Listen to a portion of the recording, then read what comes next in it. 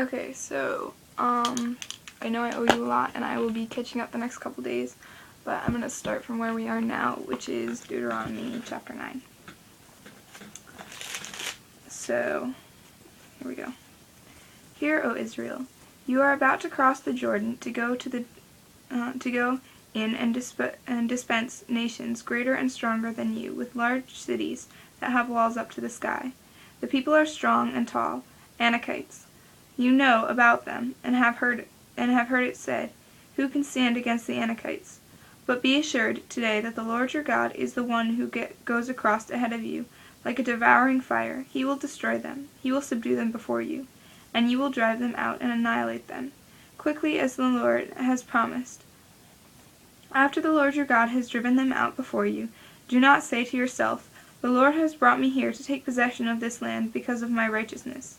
No, it is on account of the wickedness of these nations that the Lord is going to drive them out before you. It is not because of your righteousness or your integrity that you are going to take possession of their land, but on account of the wickedness of these nations, the Lord your God will drive them out before you to accomplish what he swore to your fathers, to Abraham, Isaac, and Jacob.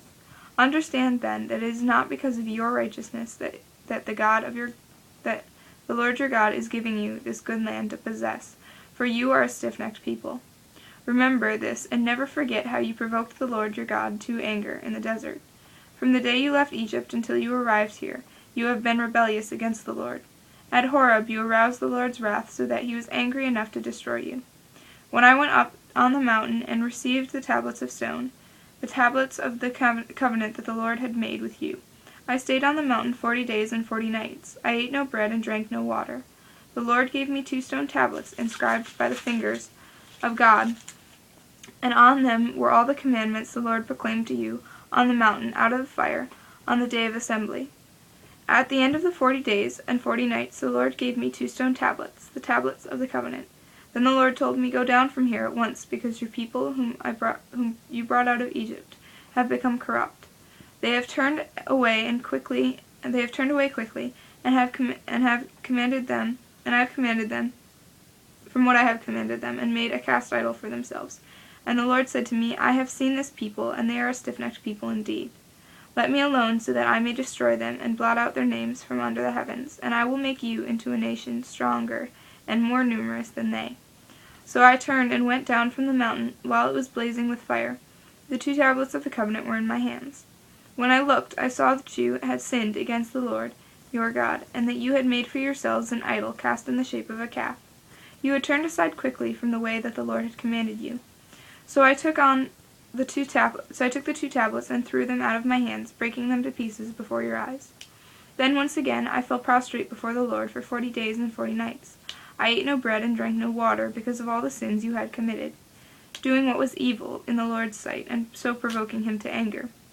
I feared the anger and wrath of the Lord, for he was angry enough with you to destroy you. But again the Lord listened to me, and the Lord was angry enough with Aaron to destroy him, but at that time I prayed for Aaron too.